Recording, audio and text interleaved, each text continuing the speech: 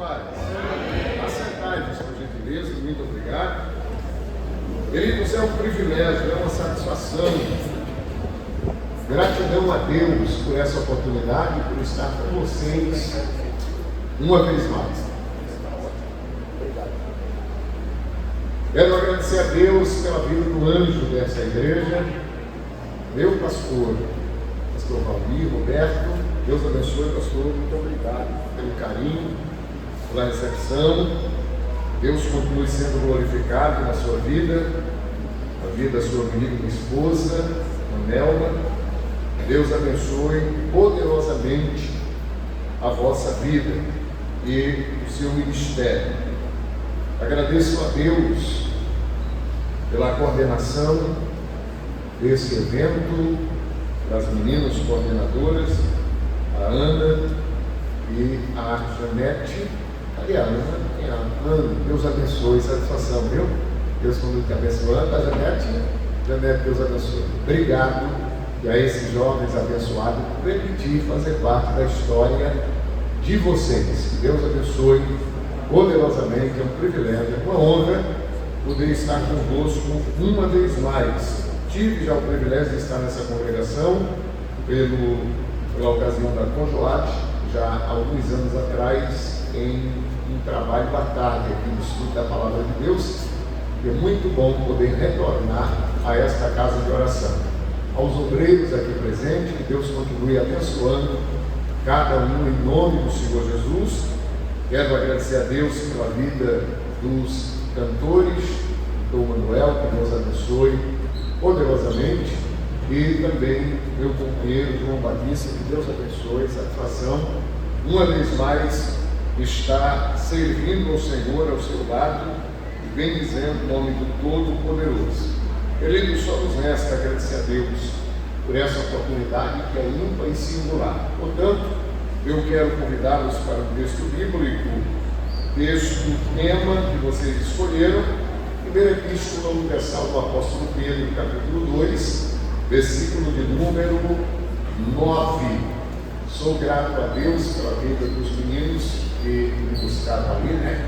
Os dois, Daniel, dupla de dois, Daniel, que honra poder estar na companhia desses meus irmãos, meus amigos. Louvo a Deus pela vida de vocês. Muito obrigado. O Daniel Tenório, eu tive o privilégio de pastoreá-lo. Ele era muito novo, muito criança, e correu muito dentro da igreja, eu brincando, ele segura Daniel, um pouquinho desse tamanho, correndo dentro da igreja, lá em São Paulo, só Jesus teve misericórdia. Família com vontade, né? Mas Deus tem sido bondoso, muito bom, meu irmão, estar contigo. A sua mamãe, a Osana, não sei onde é que está a Osana, cadê? Olha lá a Osana, glória a Deus. Eu não estou enxergando quase nada, ela também muito menos, então está tudo empatado, né? Está passando por um problema de saúde e eu também perdi a visão do olho esquerdo e o olho direito estou só enxergando 24%. Então eu e a Osana, a gente para se ver, só Jesus é causa, né? Eu acho que ela está vendo um pouco menos que eu, então está tudo certinho, nós estamos esperando a espera de um milagre. A Osana é uma bênção, né? E Deus nos deu, me auxiliou muito, juntamente com seu esposo, meu amigo Tenório, e nos auxiliaram muito ali, dirigindo ali, regendo o conjunto do ciclo de oração, e foi um tempo bom que vivemos juntos na presença de Deus. Muito bom poder rever a nossa irmã Osana. Queridos, vamos para o texto bíblico, texto escolhido por vós outros, e eu quero conversar com vocês nesta temática escolhida pela coordenação deste evento. Capítulo 2, versículo de número 9,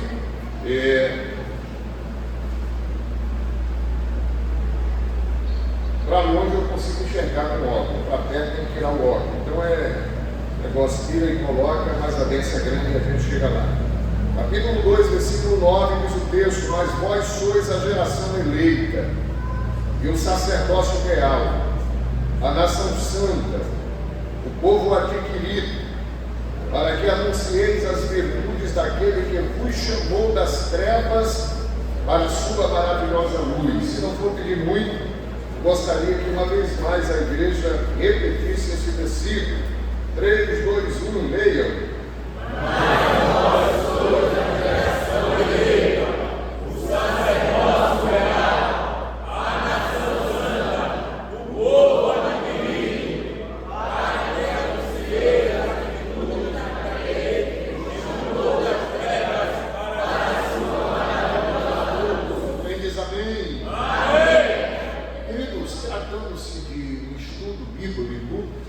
Gostaria de convidá-los a olhar alguns textos com relação a esta temática. E vale a pena lembrar que Pedro, este moço, ao escrever esta primeira epístola, ele escreve, conforme a descrição do capítulo 1, versículo de número 1, ele se apresenta como Pedro, apóstolo de Jesus Cristo, aos estrangeiros dispersos no Ponto, na Galácia, na Capadócia, na Ásia e Bitínia. Portanto, ele direciona essa epístola para esses leitores, para essas igrejas, e vale a pena lembrar que este livro, apesar de ser um livro pequeno, com apenas 5 capítulos e 105 versículos, nós encontramos aqui descrições preciosíssimas de Pedro para esta igreja e também num caráter universal, uma vez que esta carta, que esta epístola, é uma epístola universal, portanto, ela é abrangente para toda a igreja, para a igreja de todos os tempos, de toda a época. E quando nós falamos de Pedro, nós estamos falando de alguém que teve o privilégio de estar ao lado do Mestre, de aprender com o Senhor da igreja. E vale lembrar que este moço Pedro, esse nome foi dado pelo próprio Jesus, conforme a descrição do Evangelho segundo João, capítulo de número 1, versículo de número 42, a Bíblia diz que André, o seu irmão, levou Simão até a casa de Jesus, e Jesus, quando o viu, disse: tu és Simão, filho de Jonas, vou te chamar Cefas, que é uma palavra aramaica que quer dizer Pedro. Portanto, ao olhar ao respeito deste moço, nós podemos entender, e a Bíblia nos mostra em Mateus capítulo de número 4, o versículo de número 18, a Bíblia mostra a profissão deste moço. A Bíblia diz que ele era pescador. Quando nós observamos o que está em João, capítulo de número 1, o versículo 44, a Bíblia mostra-nos a cidade natal deste moço. O texto diz que ele era de Betsaida. Portanto, Betsaida era uma cidade, ou é uma cidade próxima da cidade de Cafarnaum, e esse moço era um pescador conhecido ali na cercania de Betsaida e de Cafarnaum, uma vez que era pescador ali no mar da Galileia. A Bíblia nos mostra o local que este moço estava quando Jesus o convidou para ser o seu discípulo. Lá no Evangelho segundo Marcos, capítulo 1, versículo de número 16, a Bíblia diz que Jesus, passando junto ao mar da Galileia, viu estar 2 irmãos, André e Pedro, que estavam lançando as redes porque eram pescadores. E o Senhor faz um convite dizendo: vinde após mim, e eu farei de vocês pescadores de homens. E vale lembrar aos queridos irmãos, quando Lucas, no capítulo 5, dos versículos 1 ao versículo 11, Lucas faz uma narrativa de como Simão, de como Pedro estava quando o Senhor o chamou. A Bíblia diz que ele tinha pescado uma noite inteira. Porém, nesta noite, ele pesca sem sucesso. Ele não havia apanhado nada. E pela manhã cedo, o Senhor Jesus está na beira do mar, pregando para a multidão. E a Bíblia diz que a multidão apertava de tal forma que Jesus viu dois barcos que ali estavam. Um barco que era de Simão. E Jesus agora entra no barco que era de Simão e diz para que Simão afastasse o barco para dentro da água. Eu gosto da expressão de Lucas, que demonstra que Jesus viu dois barcos. Isso significa que Jesus tinha outras opções para entrar, tinha outros barcos para escolher, mas ele decidiu entrar no barco que era de Simão e pediu para que Simão afastasse o barco para dentro da água. E agora ele vai usar o barco de Simão como púlpito. Após pregar a palavra, Jesus olha para ele e disse: vamos ao mar alto, vamos pescar. E ele diz: Senhor, eu pesquei a noite toda, mas nada apanhamos. Mas como o Senhor manda, nós assim o faremos. E eles vão ao alto mar, e agora Jesus manda ele lançar as redes. Ele lança a rede e a Bíblia diz que ele pega tanto peixe que encheu o seu barco, encheu o barco dos vizinhos, a ponto de quase irem a pique os barcos de tanto peixes que eles apanharam. Quando isso acontece, Simão diz: Senhor, se afaste de mim, eu sou pecador. E ao sair das águas, o Senhor Jesus agora faz um convite para ele.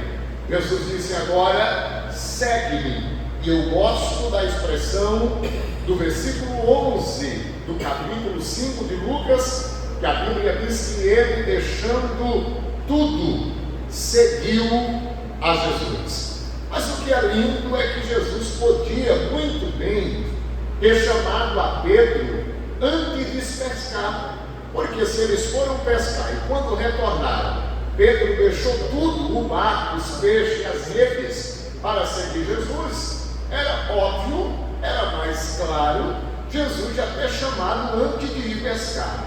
Mas Jesus, ele faz tudo coeso, autêntico. Se Jesus tivesse chamado Simão antes da pescaria, todos os seus colegas diriam: Simão está tentando uma outra profissão, está seguindo aí o Nazareno, porque pescou a noite toda, não apanhou nada, está frustrado e por conta das suas frustrações, ele agora está seguindo a este Nazareno. E Jesus não quer ninguém frustrado andando atrás dele. Todos que seguem a Jesus devem seguir pelo que ele é, não simplesmente por conta de uma frustração.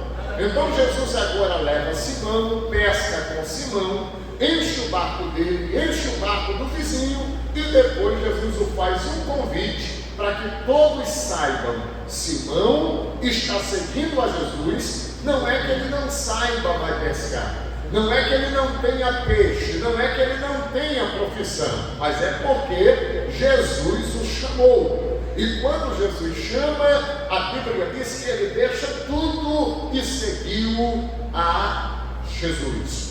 O capítulo 10 do Evangelho escrito por Mateus, dos versículos 1 ao versículo 4, nós encontramos ali o nome dos 12 apóstolos de Jesus. E dentre os 12, nós encontramos Simão inserido no primeiro nome da lista. Isto indica que o Senhor havia o chamado para um propósito. Vale lembrar aos queridos irmãos que Pedro vai fazer parte de uma equipe que Jesus sempre contava com eles. A saber, quando nós observamos o estar com Jesus, é um estreitamento de relacionamento. Quem está entendendo, diga amém. Amém. Se nós olharmos, por exemplo, Lucas 5, você vai perceber uma grande multidão seguindo a Jesus. Lucas 10, dos versículos 1 a 6, a Bíblia mostra Jesus desta grande multidão escolhendo 70 homens e os enviando enviando de 2 em 2 para pregar a sua palavra. Mas para estar mais próximo de si, Jesus agora escolhe 12, do qual Pedro faz parte desta equipe. Porém, entre esses 12, para estar mais íntimo do mestre, ele escolhe 3, a saber, Pedro, Tiago e João. Nós observamos isso a partir do texto de Mateus, capítulo de número 17. O versículo de número 1, a Bíblia diz que 6 dias depois, Jesus vai ao Monte Tabor, ao Monte da Transfiguração. E o texto nos diz que ele toma Pedro, Tiago e João. Lá no Evangelho segundo Lucas, capítulo de número 8, o versículo 51, quando Jesus agora vai à casa de Jairo. A Bíblia diz que quando chegou à casa aonde a menina estava morta, Jesus não deixa ninguém entrar no quarto aonde estava a filha do Jairo, a não ser Pedro, Tiago, João, o pai e a mãe da criança, e a porta foi fechada. Se nós olharmos a narrativa de Marcos, no capítulo 14, versículos 32 e 33, Jesus agora está lá no jardim do Getsemane. E no jardim do Getsemane, Jesus diz aos seus discípulos: assentai-vos aqui, enquanto eu vou um pouco mais adiante a orar. E o texto nos diz, no versículo 33, que ele tomou consigo a Pedro, a Tiago e a João, e falou para eles palavras que não falara aos demais discípulos, dizendo-lhes: a minha alma está profundamente angustiada, ficai aqui e velai comigo. Portanto, com base nesses textos bíblicos, nós concluímos que Pedro faz parte de uma equipe que Jesus sempre contara com eles. Aliás, Pedro era um discípulo que sempre falava pelos demais. Quando Jesus falava alguma coisa que eles não entendiam, Pedro tomava a iniciativa: Senhor, me explica esse negócio aí. Quando Jesus o fez um convite, ele diz: o que é que eu vou ganhar com isso? Jesus disse: olha, 100 vezes nesta vida, em cima daquilo que você deixar, e por fim a vida eterna. Ele diz: desta forma eu te sigo. Quando Jesus contava alguma coisa por parábola e eles não entendiam, ou quando era necessário uma interrogação, os demais discípulos ficavam calados, mas Pedro sempre falava pelos demais. Quer ver um exemplo? Lá no capítulo 16 do Evangelho escrito por Mateus, dos versículos 13 ao 16. Jesus levou os discípulos à parte, a Cesareia de Filipos, e faz uma pergunta para eles: o que dizem os homens, seu filho do homem? Eles começaram a responder e a dizer: estão dizendo que tu és João Batista, outros estão dizendo que tu és Elias, outros dizem que tu és Jeremias, e ouvi alguém dizendo que tu és um dos profetas. Jesus diz: muito bem, mas agora volta-se para os discípulos e pergunta-lhes: e vós, o que dizeis que eu sou? Todos ficam calados, mas o versículo 16 diz que Pedro, tomando a palavra, disse: eu digo que tu és o Cristo, o Filho do Deus vivo. Portanto, ele fala pelos demais discípulos. Capítulo 6 do Evangelho escrito por João, versículo de número 68. Teve um dia que Jesus está pregando uma mensagem. Naquele dia, Jesus decide pregar uma mensagem que foi para não amassagear ego de ninguém. Jesus prega uma mensagem dizendo: quem não comer da minha carne e quem não beber do meu sangue não é digno de mim. Quando esta mensagem soa aos ouvidos dos ouvintes, A Bíblia diz que a multidão deixaram a Jesus e foram embora. Capítulo 6, versículo de número 60 em diante, os 70 discípulos começaram a dizer: duro é este discurso, quem pode ouvir? Ou seja, quem pode suportar esse discurso de Jesus? Ele está falando de canibalismo, comer carne, beber o seu sangue. Isso aí é um canibalismo. Quem pode ouvir um discurso como esse? E foi embora os 70 também, ficando tão somente os 12. Quando Jesus percebe que está só os 12 com ele, Jesus lhe faz uma interrogação no capítulo 6, versículo 67 do Evangelho escrito por João. Jesus diz a eles: vocês também não querem ir após a multidão? Vamos embora. Todos ficam calados, mas o versículo 68 diz que Simão Pedro, tomando a palavra, disse: Senhor, para quem iremos nós? Tu tens as palavras da vida eterna. Percebam que Simão não diz para onde iremos nós, mas para quem iremos nós. Porque para onde fala de lugar, para quem fala de pessoas. Então o texto não é para onde iremos nós, mas para quem iremos nós. Para quem iremos nós? Tu tens as palavras da vida eterna. Em outras palavras, Simão está dizendo: Senhor, não temos para quem recorrer. Tu és o único que fala e nós o ouvimos. Tu és o único que pode nos guiar à vida eterna. Tu és tudo em todos, pois tu és a causadora, não causável. Para quem iremos nós? Tu tens as palavras da vida eterna. Portanto, Simão Pedro era aquele que sempre falava pelos discípulos. Por exemplo, lá em Mateus capítulo de número 14, versículos 27 e 28, no momento em que Jesus estava andando por cima das águas, a quarta vigília da noite, para socorrer os seus discípulos, a Bíblia diz que eles começaram a dar grandes gritos. E percebam que quem está gritando não é um adolescente com medo de uma barata. Quem está dando gritos é 12 homens barbados.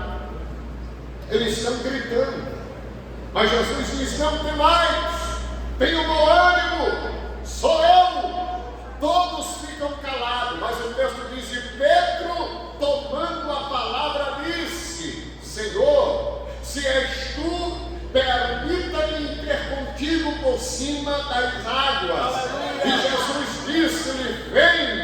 Glória seja dado o nome do Senhor. Esses dias eu vi alguém pregando e ele, muito empolgado, pastor Valmir, ele disse que Jesus disse: vem Pedro, mas o texto não diz Jesus dizendo: vem Pedro. O texto diz que Jesus disse: vem, ponto final. Esse vem de Jesus é um vem abrangente. Ele está dizendo: se vocês querem conhecer quem de fato eu sou na tempestade, pode vir. Eles estão parados, eles estão esperando, mas ninguém toma a decisão, só Pedro.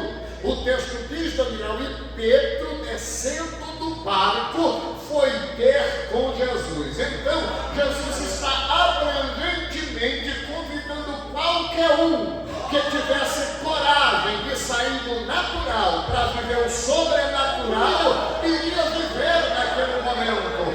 Quem tem a coragem de fazer o que ninguém nunca fez, viverá o que ninguém jamais viveu. Pedro toma a iniciativa. Ele desce do barco, mas a Bíblia diz que o vento era contrário. E não podemos nos esquecer que quem está dentro daquele barco é Judas. Quem era Judas? Um grande matemático. Judas fazia uma conta de cabeça rapidamente. Vocês lembram lá do capítulo 12 de João? quando a mulher quebrou ali o vaso e derramou o perfume precioso nos pés de Jesus, e ele já fez uma conta dizendo que dava para vender por 300 dinheiros. Não era bom de matemática. Mas dentro do barco também estava Tomé. Tomé era aquela pessoa segura, era aquela pessoa que precisava de provas concretas para acreditar. Então imagine naquele inteirinho, Pedro descendo do barco, Judas, que era bom em matemática, disse: gente, perdemos um, menos um, porque Pedro nunca mais voltará. Mas já tem o Tomé que diz: Pedro, não faça isso que não vai dar certo. Mas Pedro nem olha nem para Tomé e nem para Judas. Pedro continua olhando para Jesus.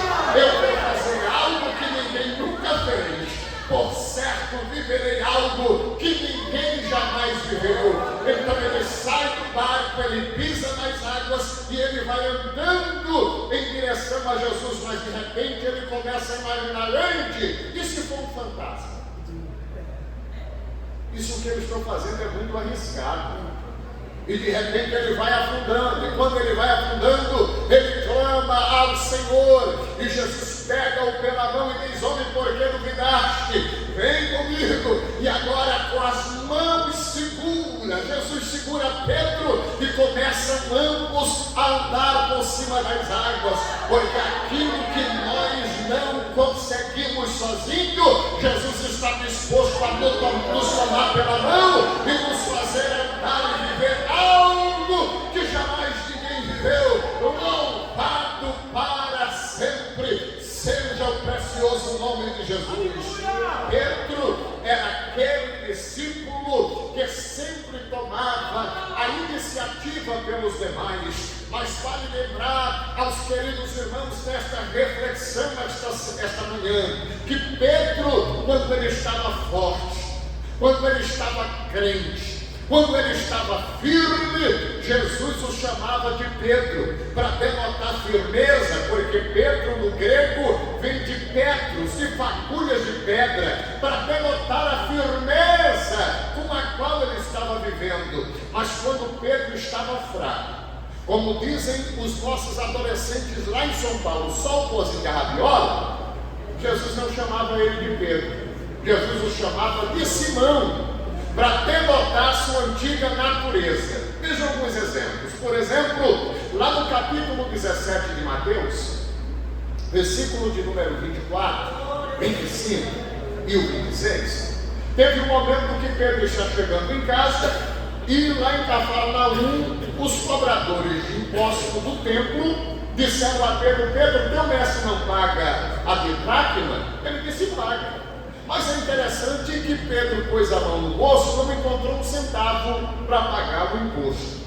Aí Pedro veio para casa murmurando e dizendo: como é que eu posso servir a esse Deus, se ele disse que é dono do ouro e da prata, me cobraram o imposto, eu não tenho um centavo para pagar o imposto? Que vergonha! Quando eu trabalhava, quando eu vivia pescando, eu tinha pouco, mas tinha um dinheirinho no bolso. Mas agora me cobraram imposto, João Batista, e eu não tenho um centavo. Isso é uma vergonha. E lá vem Pedro murmurando. Quando Jesus olhou de longe, viu que o Pedro vinha um pouco desviado. Aí Jesus não chamou de Pedro. O texto diz que Jesus se antecipou e disse: Simão, por que estás mal? De quem cobra os impostos? Os reis cobram dos filhos ou dos alheios? Simão disse: dos alheios. Jesus disse: então estão livres os filhos. Você é filho de rei, Simão.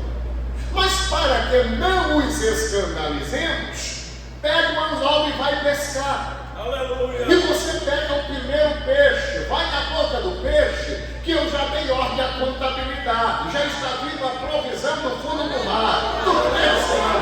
Aí ele disse: eu creio. Aí pega o anzol e vai pescar. Aí ele sai matutando. Como é que ele sabia que tinham me cobrado imposto e que eu estava murmurando, sem saber de onde tirar?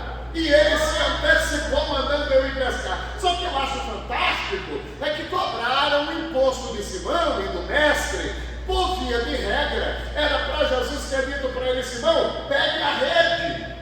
vai pescar, porque se é para levantar um dinheiro, com rede fica bem mais fácil, viu não? Quem pesca com rede, pesca por profissão. Quem pesca por anzol, pesca por esportiva. Jesus não está mandando Pedro pescar por profissão. Jesus está mandando ele esfriar a cabeça. Irmão, você está estressado, então vai pescar. Enquanto você pesca, eu cuido. Não, teve alguém que entendeu o que Jesus está dizendo assim: não, está estressado, vai pescar. Enquanto você pesca, eu cuido. Você não vai pescar com rede, porque eu já te tirei da profissão. Você vai pescar com anzol para esfriar a cabeça e saber que eu tenho provisão até no fundo do mar. Você crê em provisão da parte de Deus esta manhã? Eu prego sobre o Jesus que é provisão, e ele tem banco até no fundo do mar. Homens grandiosos são conhecidos por ter investimento em toda parte do mundo. Bill Gates, por exemplo, é conhecido como um dos homens mais ricos do mundo, porque tem banco na Suécia, tem banco no Brasil, tem banco nos Estados Unidos, tem banco no Japão. Mas o homem mais rico do universo não é Bill Gates. O homem mais rico do universo se chama Jesus Cristo, o Senhor da igreja, porque ele tem banco até no fundo do mar. Cobraram o imposto do Pedro, ele disse: Pedro, vai pescar, porque hoje a provisão está vindo do fundo do mar. Eu já dei ordem à contabilidade, está vindo provisão. Eu não sei se você crê na palavra de Deus, mas eu preciso profetizar. Está vindo a provisão de onde você menos espera. Tem gente que acha que a provisão está vindo da direita, o senhor está vindo da esquerda. Tem outros que acham que ele está vindo de cima, ele está vindo por baixo. Prepara, porque está vindo provisão da parte de Deus de onde você menos espera. Aonde está a mão daqueles que creem e acreditam na provisão da parte de Deus? Vai pescar, Deus. E ele vai. E chega lá, pegou o primeiro peixe. Foi na boca do peixe. E quando ele tirou da boca do peixe, não era uma didracma. O que ele encontra na boca do peixe, mano, é um estáter. E se você pega o dicionário do Orlando Boyer e buscar o valor do estáter, o estáter é 3 vezes o valor da didracma. Se cobrava a didracma e ele encontrou 3 vezes mais, isso significa que ele pagou por ele, pelo mestre, e ainda sobrou dinheiro para fazer a feira da semana seguinte. O que eu quero dizer é que quando Jesus ele providencia, a provisão dele vem para sobrar. Diga glória a Jesus. Vai vir para você pagar, vai vir para você ajudar, vai vir para você me atender, maravilha, e até comer aquele churrasquinho no shopping, porque quando ele providencia em abundância. Você crê em provisão da parte de Deus? Tem coisa boa chegando, tem algo acontecendo. Não importa o que nós sofremos, o que importa é que somos sobreviventes e provisão da parte de Deus está acontecendo. A Ele seja a glória. Quando nós observamos a Bíblia, Marcos capítulo 14, versículo 37, quando Jesus ele volta da oração e encontrou Pedro, Tiago e João dormindo, Jesus não conversou nem com João nem com Tiago, mas Jesus conversou com Pedro. Mas percebam que ele está fraco. Jesus não chamou de Pedro, Jesus chamou de Simão. Simão, nem uma hora você pôde velar comigo? Teve um dia que Simão estava tão fraco, mas tão fraco, que Satanás se apresentou para Jesus. E Satanás disse: Jesus, me dá esse Simão que eu quero ensinar de secreto. Eu vou peneirá-lo como se peneira o trigo numa peneira. Porque esse camarada uma hora está crente, outra hora está incrédulo, uma hora crê, outra hora não crê. Uma hora está de cara bonita, outra hora está de cara feia, uma hora quer cantar, outra hora não quer cantar. Uma hora está itinerante, uma bênção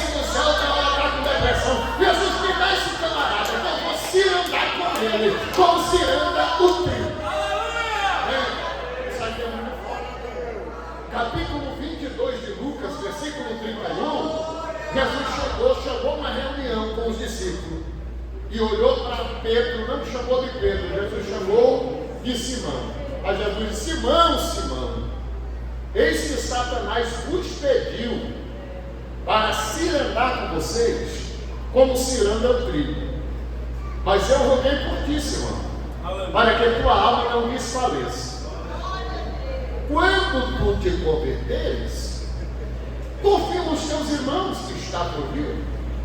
Isso aqui é muito forte, porque percebam que Satanás pediu para cirandar com os 12. Jesus intercedeu só por Simão. Disse: não, se você mexer com Pedro, se você mexer com João, João vai continuar crente. Com Bartolomeu ele vai continuar crente. Com André vai continuar crente. Mas se você mexer com Simão, ele desvia. Não toca Simão, não. Mas Senhor, mas uma hora ele está crente, outra hora está incrédulo, uma hora ele crê, outra hora não crê. Jesus disse: está fraquinho, mas é meu. Ele para você não está valendo nada, mas é meu. Para mim tem um grande valor. Como diz o meu Pernambuco, não pula com ele não, porque ele é meu. Não mexa não, porque ele é meu. É fraco, mas é meu. Às vezes está mancada, mas é meu. Às vezes não vale nada, mas claro que terá. É uma proteção na vida de Simão. É fraco, mas é meu. Esta manhã o Senhor está dizendo: com todos os teus defeitos, mas eu te amo. Com toda a tua fraqueza, mas é meu. Mesmo oscilando na fé, é meu. E o inimigo não toca. Quando tu te converteres, irmão, confirma os teus irmãos. Gente, 3 anos e meio andando com Jesus, mas ainda não era convertido. A prova disso é que mesmo 3 anos e meio andando com Jesus, mas não abria a mão com uma espadazinha. Eu estou seguindo a Jesus, mas a minha espada eu não largo, porque vai que precise, né? Então, se precisar, eu já estou pronto. Glória a Deus. Jesus, quando você se converter, você confirma os teus irmãos. O problema não é estar fraco, o problema é admitir que está fraco. Simão, ao invés de admitir que estava fraco, ele disse: Senhor, eu vou dizer uma coisa, eu estou pronto para ir com o Senhor até a morte. Pode ser que todos eles te deixem, mas eu estou pronto. Eu disse: rapaz, eu estou dizendo que tu está fraco, e tu ainda acha que está forte, que vai vencer. Eu vou te dizer uma coisa, irmão. Hoje, o galo não canta 3 vezes, não canta sem que antes 3 vezes você me negue. Ele disse: Jesus, eu não quero discordar do Senhor, mas eu vou vigiar para que isso não aconteça. Horas depois, chegam os inimigos para prender a Jesus. Ele lembrou da promessa, sacou da espada, cortou a orelha do servo do sumo sacerdote, do Malco. E Jesus: calma, Simão, coloca a tua espada na bainha. Quem com ferro fere, com ele é ferido. Ô Malco, me desculpa, é que ele é o Simão, ainda não é o Pedro. É o Simão. Põe essa espada na bainha, pelo amor de Deus, Senhor. Por gentileza, desculpa aí. E eu imagino Jesus naquele escuro, dizendo: alguém me empresta aí um lampião aí, por gentileza, procurando a orelha do Malco. E a Bíblia diz no capítulo 18 de João, que quem cortou a orelha do servo do sumo sacerdote do Malco foi o Pedro, que tinha a espada. E diz o texto que ele cortou a orelha direita do servo do sumo sacerdote. Ou seja, o servo do sumo sacerdote estava estudando para ser sacerdote, mas conforme lá no Êxodo 29, a consagração do sacerdote dava-se da seguinte forma: pegava-se o sangue do cordeiro, aspergia na orelha direita do sacerdote, no dedo polegar direito da mão direita e no dedo do pé direito. Se Pedro cortou a orelha direita do Malco, isso indica que não tinha mais consagração para ele. Mas Jesus é Jesus. Desculpa de Simão, que está querendo barrar o teu ministério, está querendo que mais consagração. Mas eu vou fazer um milagre. Aí pega a orelhinha, quem sabe limpa a orelha, coloca no lugar e diz: vai embora, mano, vai ter consagração. Pode que Simão desmantela com tudo, com tua consagração, mas fica tranquilo, vai haver consagração. Eu estou presente, estou no negócio, o ministério será confirmado. Eita, para alguém que está aqui esta manhã, grande foi a luta e a tempestade. Teve Simão que fez de tudo, mas Deus está dizendo: fique tranquilo.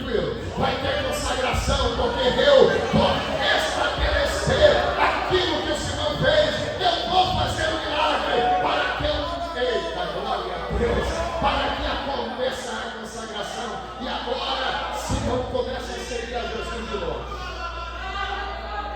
Ele vai seguir a Jesus de longe. Jesus é preso. Capítulo 18 de João, versículo 15 e o 16. A Bíblia diz que só João adentra e assistiu ao julgamento de Jesus. Pedro, que disse que ia com ele até a morte, ficou do lado de fora, se esquentando, se aquecendo em uma fogueira.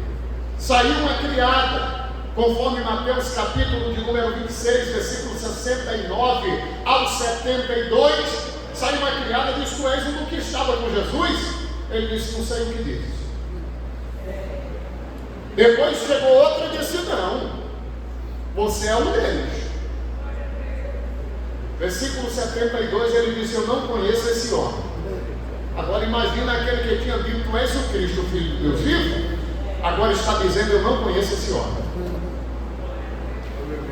Chegou outro e disse: não, até tua fala denuncia que tu és um dele. Ele começou a espraguejar e dizer: eu não já disse que eu não conheço esse homem. Aí a Bíblia diz que o galo cantou.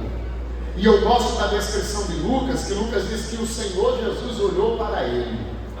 E o olhar de Jesus para Simão, Jesus estava dizendo: eu não te disse, Simão, que o galo não cantaria sem que ante 3 vezes no seminério? E o galo canta. E o texto diz que ele saiu para o escuro e chorou amargamente, dizendo: eu traí a Jesus o momento que ele mais precisava. Eu traí o meu mestre. Olha Deus. E a Bíblia nos mostra. Glória a Deus. Glória a Deus. Glória a Deus.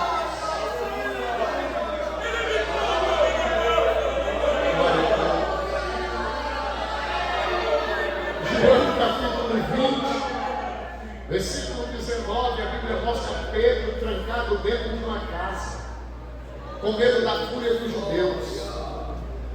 E o que é interessante é que quem era para ir de manhã cedo, no domingo de manhã, para o sepulcro, era Pedro, era Tiago, era João, que eram os íntimos.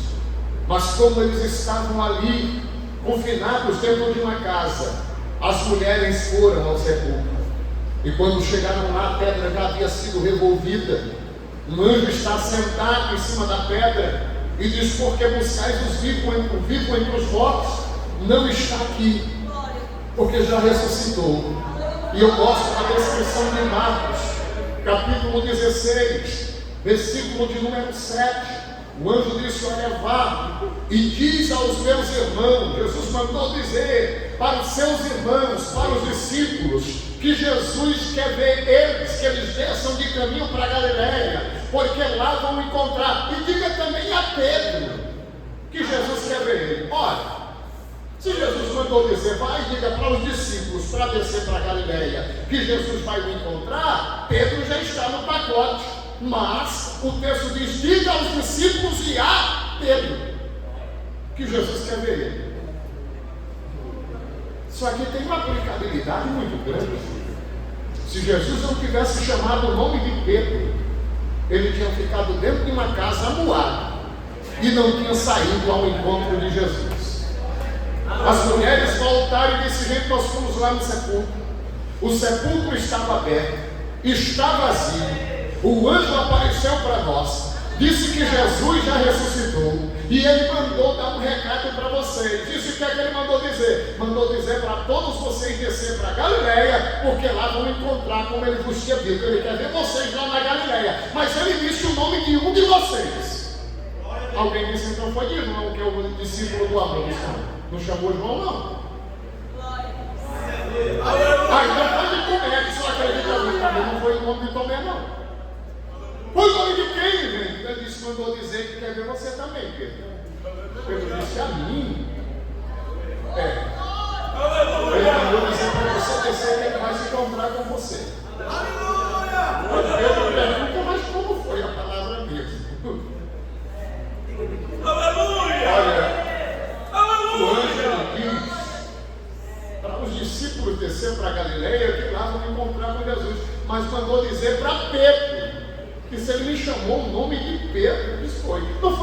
nome disso não foi Pedro.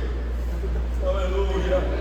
Disse, então ele me ama. Eu traí, mas ele me ama. Eu peguei, mas ele continua me amando. Eu falhei, mas a promessa continua de pé.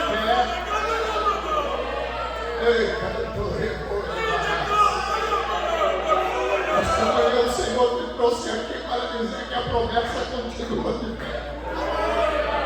Apesar dos nossos erros, apesar das nossas mancadas, mas a promessa continua de pé. O Senhor continua nos chamando por nome. Continuamos sendo queridos do Senhor. Ele continua a nos esperar para o encontro. Eles desceram para a Galileia.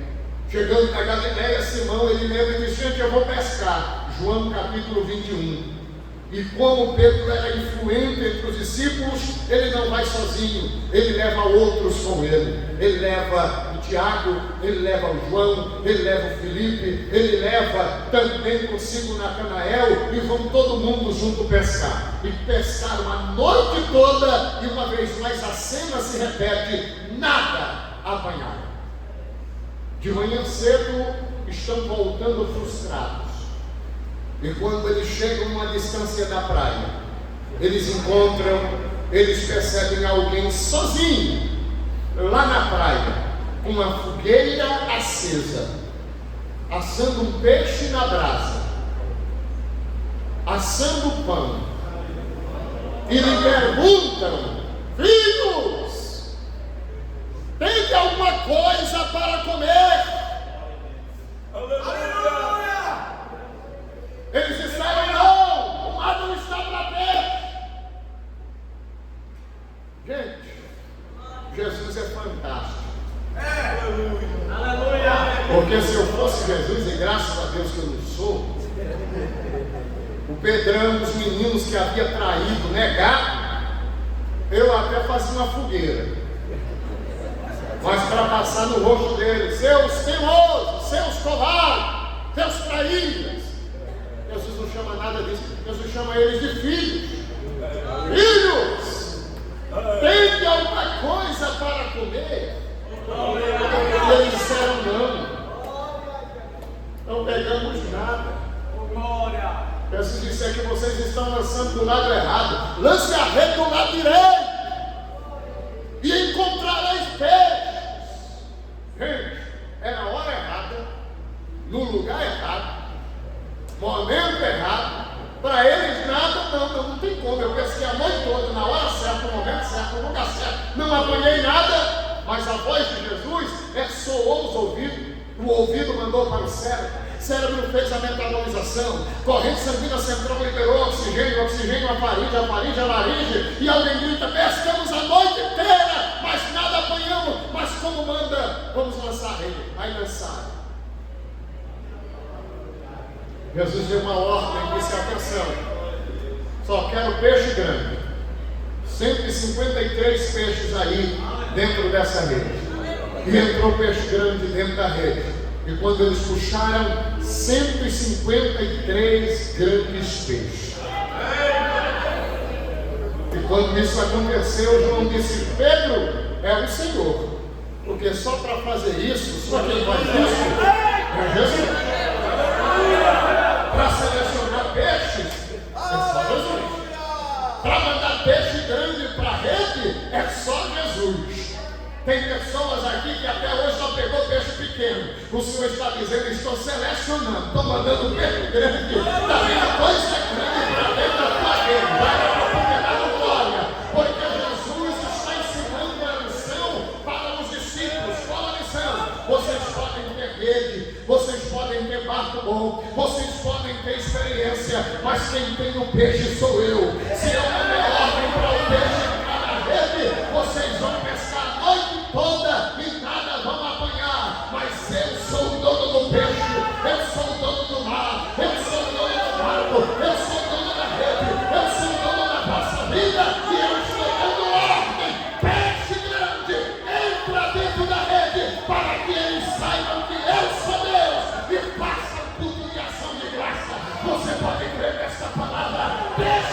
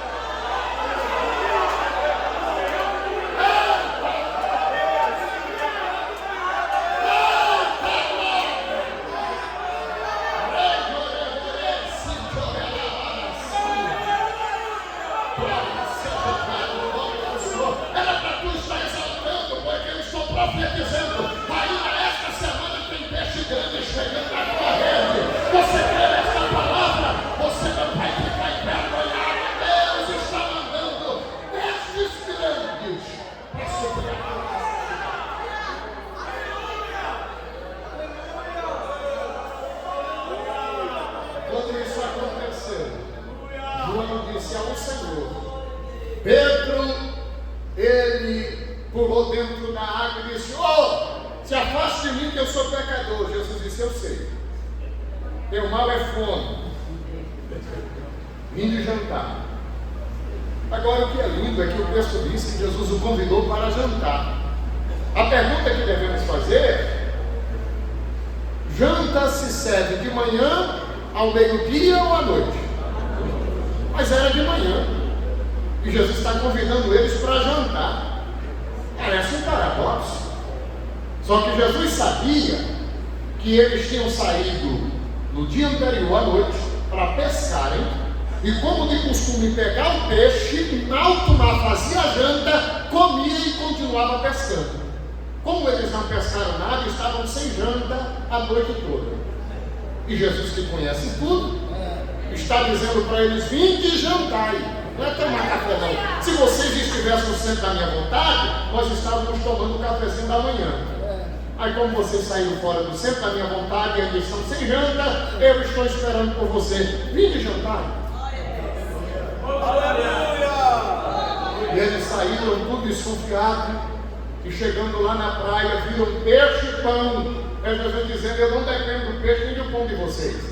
Eu já tenho peixe e pão assado aqui, esperando por vocês. Mas tragam do peixe que vocês pegaram agora e vamos fazer aqui uma mistura. Vamos misturar as panelas e vamos comer todo mundo junto. Só que o que é lindo é que Pedro tinha negado Jesus diante de uma fogueira. Aí, quando ele saiu do lado de fora, ele se deparou com a fogueira novamente. Jesus preparando o cenário para liberar o perdão para Pedro. Esta manhã Jesus está recriando o cenário novamente. Glória a Deus. Porque tem coisas pendentes que tem que ser recriado o cenário para perdão serem liberados. Jesus agora prepara uma fogueira novamente. É como se Jesus dissesse: Simão me negou diante de uma fogueira. Então vou recriar o cenário para ele se lembrar. E agora nós iremos começar uma nova vida. Aí Jesus recria o cenário. Aleluia. Eles comeram. Depois de comer, capítulo 21, versículo 15 de João, Jesus agora pergunta: Simão, filho de Jonas, ama-me mais do que estes? Ele diz: Senhor, tu sabe que eu te amo. Jesus diz: então apacenta os meus cordeirinhos. Uma segunda vez Jesus pergunta: Simão, filho de Jonas, ama-me mais do que estes? Ele diz: Senhor, tu sabe que eu te amo.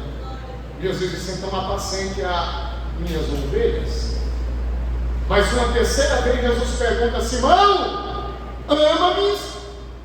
E é interessante porque Simão tinha negado a Jesus quantas vezes? Quantas vezes Jesus pergunta se ele o amava? Cada vez que Jesus pergunta, é como se Jesus dissesse: Simão, quem ama não nega. Simão, quem ama não trai. Simão, quem ama não abandona. Só que o que é lindo é que quando você pega o dicionário Strong, o dicionário da língua grega, Jesus pergunta para Simão: Simão, ama-me com amor ágape, o amor de se doar pelo outro? Simão responde: sim, Senhor, tu sabes que eu te amo. Mas o amor de Simão ali é com amor filial, o amor da admiração. É como se ele dissesse: Jesus pergunta: Simão, você me ama a ponto de se entregar por mim? Ele disse: Senhor, eu gosto do Senhor. Aí Jesus diz: então apacente os meus cordeirinhos. Mas a segunda vez Jesus pergunta novamente: Simão, você me ama com amor ágape, o amor de se doar pelo outro? Ele responde com amor filial: sim, Senhor, eu te admiro. Aí a terceira vez Jesus pergunta: Simão, ama-me? E a terceira vez ali está com filial: Simão, você me ama com amor filial? Ou seja, tudo que nós passamos juntos, você só tem uma admiração por mim. Você me viu na transfiguração. Você entrou comigo na casa de Jairo, que foi ressuscitar a vida dele. Eu enchi o teu barco de peixe quando você não pescou nada. Nós dois andamos por cima das águas, Senhor. E você só tem uma admiração por mim. E o texto diz que Simão entristeceu-se. em virtude de Jesus ter perguntado pela terceira vez, porque a terceira vez é com amor filéu e não com ágape.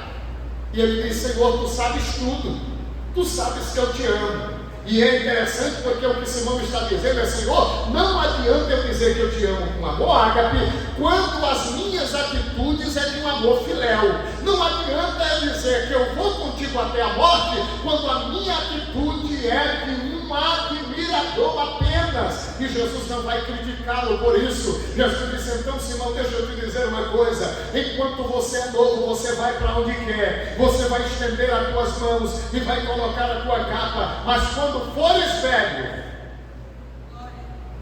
você vai estender as mãos e alguém colocará a capa em você e te levarão por lugares que você não gostaria de ir. E Jesus dizia isso significando com que tipo de morte Simão haveria de morrer. Aí no versículo de número 19, Jesus diz a ele: segue-me. Em outras palavras, vamos apagar essa história, vamos passar uma borracha. A partir de agora, ninguém mais te chama de Simão. A partir de agora é uma nova história. A partir de agora é Pedro que você será conhecido. Segue-me. Aí no versículo 20, ele olhou e viu ali João, e ele pergunta a Jesus: o que será desse discípulo?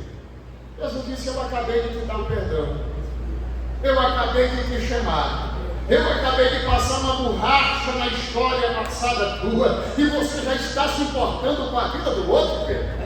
Se eu quero que este fique até que eu venha, o que é que te importa? Segue-me tu, deixa a vida dos outros. Se ele não faz, faça você.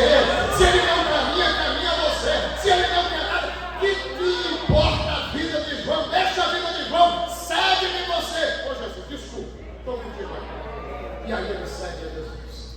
Capítulo 1 de João e Atos.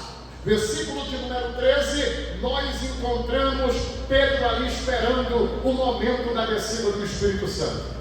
Capítulo 2 de Atos, versículo de número 14, a Bíblia diz que quando o povo estava zombando, dizendo que eles estavam embriagados, Pedro se colocou de pé para defender e dizer: vou provar para esse povo que ninguém está embriagado. Eu quero crer que Tiago, João disse: segura Pedro, porque a última vez que ele tentou defender Jesus, ele cortou a orelha do malco do século. O sumo sacerdote disse: calma, gente, agora estou cheio do Espírito, é nova vida, agora eu vou só pregar e mostrar para esse povo o porquê que nós estamos dessa forma. E Pedro agora prega uma mensagem com tanta habilidade que a Bíblia diz em Atos 2:37 que aquele povo, compungindo-se em seus corações, perguntaram a Pedro e aos apóstolos: varões, o que é necessário que façamos para nos salvar? E ele disse: olha, crê no Senhor Jesus Cristo e arrependei-vos, e cada um de vós sejais batizado para perdão de pecado, e recebeis o dom do Espírito Santo, porque esta promessa diz respeito a vós, aos vossos filhos, aos que estão longe, a tantos quanto o Senhor, o nosso Deus,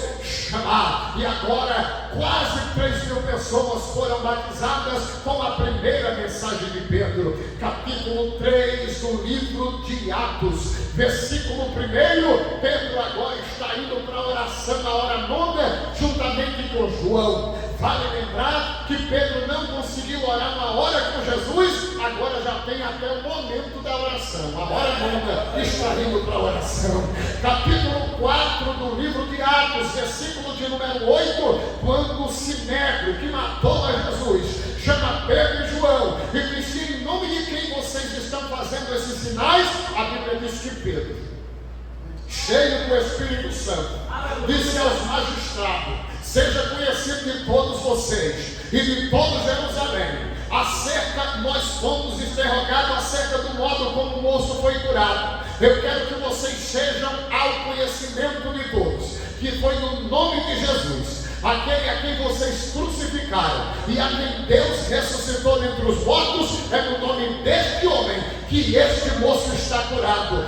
Jesus é a pedra que foi rejeitada por vocês, os edificadores, mas tornou-se a cabeça da esquina. E tem mais outra coisa: e em nenhum outro há salvação, porque também debaixo dos céus nenhum outro nome há dado entre os homens pelo qual devamos ser salvos. E Pedro, cheio de ousadia, prega Cristo e este crucificado. Capítulo de número 5, versículo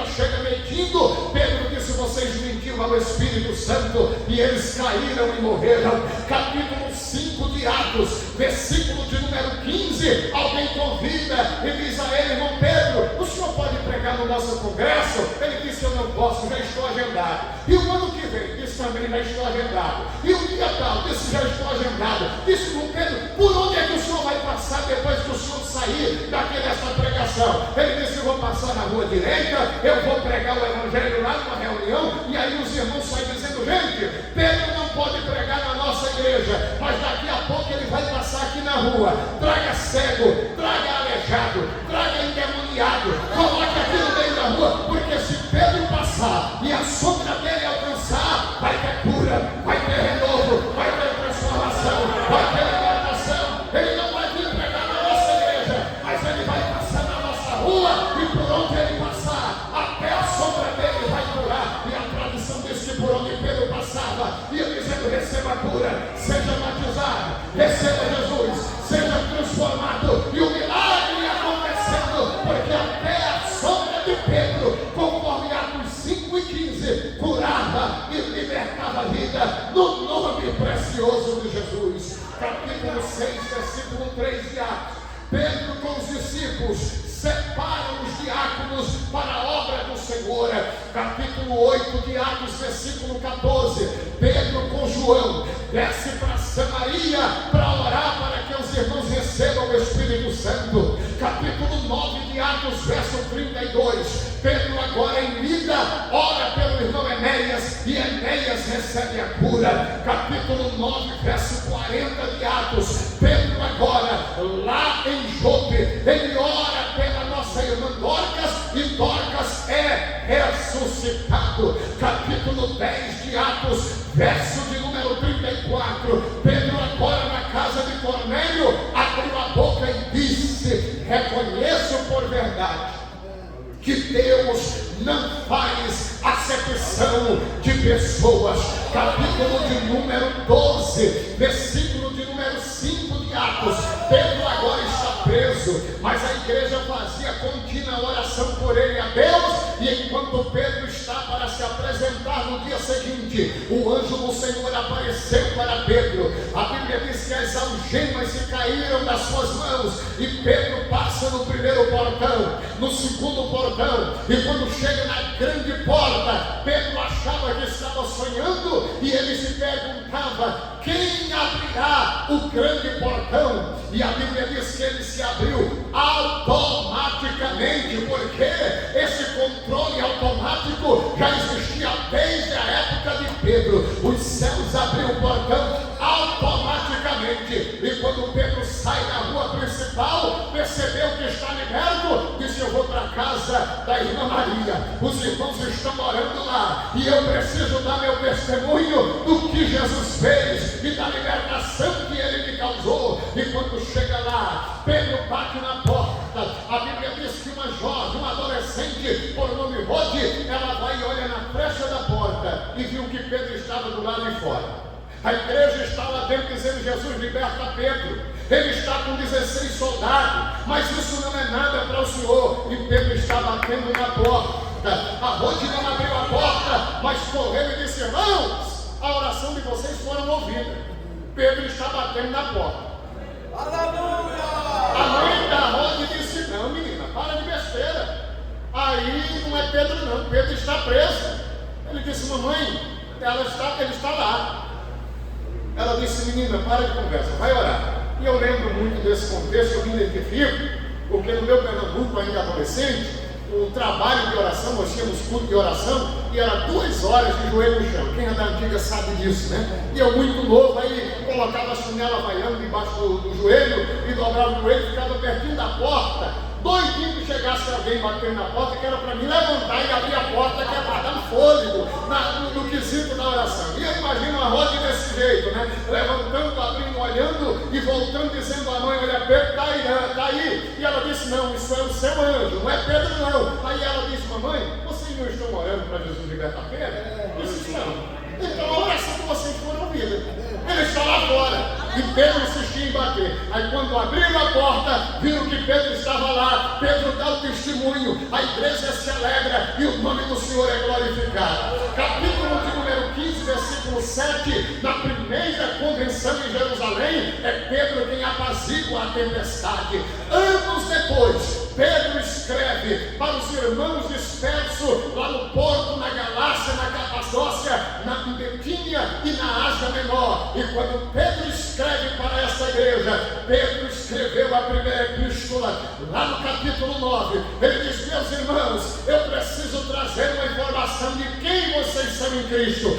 Vós sois a geração eleita, vós sois o sacerdócio real, vós sois a nação santa, vós sois o povo adquirido, mas há um objetivo, e o objetivo é anunciar a virtude daquele que vos chamou das trevas para a sua maravilhosa luz. A igreja é geração eleita, a igreja é sacerdócio real, a igreja é a nação santa, a igreja é o povo adquirido, e o objetivo central é anunciar as virtudes daquele que nos chamou das trevas para a sua maravilhosa luz. Portanto, que o eterno Deus nos abençoe, que o eterno Deus continue com as suas mãos estendida sobre a vida de cada um de nós. Quero esta manhã dar uma pausa, uma vez que o horário já nos manda parar, e eu tenho 5 minutos do meu tempo, e o meu pastor sempre me ensina: meu filho, quando você for ministrar, pergunta até que hora você pode ir, e deixe sempre um créditozinho que é para você voltar. Então eu quero voltar e vou deixar um crédito de 4 minutos, que é para voltar. Temos aqui uma introdução para o pregador que à noite estará ministrando. Uma vez que introduzimos o tema, à noite o pregador com certeza já terá liberdade para adentrar no tema, porque a introdução já fora feita. Não nos esqueçamos, somos a geração eleita, sacerdócio real, a nação santa, o povo adquirido, para que experimentamos, para que anunciamos a virtude daquele que nos chamou das trevas para a sua maravilhosa luz. E que virtude é essa? O que devemos anunciar? Jesus Cristo salva, Jesus Cristo cura, Jesus Cristo batiza, Jesus Cristo liberta, Jesus Cristo prepara o homem e leva para os céus. O pastor da igreja me dá a autonomia de fazer o convite, e eu gostaria de saber se há entre nós alguém que deseja entregar sua vida a Jesus esta manhã. Jesus Cristo salva, Jesus Cristo cura, Jesus Cristo liberta, Jesus Cristo transforma, prepara o homem e o leva para os céus. Tem alguém para Jesus esta manhã? Você que está parado, você que estacionou e ouviu que a igreja é a geração eleita, é o sacerdócio real, é a nação santa, é o povo adquirido, para que experimente, para que anuncie as virtudes daquele que nos chamou das trevas para a sua maravilhosa luz. Tem alguém para Jesus? Cadê você que estacionou, que parou? Mas esta manhã é manhã de salvação. Jesus, ele é tudo em nossas vidas. A virtude dele está sobre a sua igreja, e ele quer que nós anunciemos e mostremos para este mundo em crise que a saída está em Jesus Cristo, o nosso Senhor. Tem alguém para Jesus esta manhã? Não tendo, eu devolvo a oportunidade a quem de direito, ao anjo da igreja, agradecendo a todos por essa oportunidade, falando muito obrigado à coordenação e a esses jovens e adolescentes, que Deus abençoe por permitir fazer parte da história de vocês. Aleluia.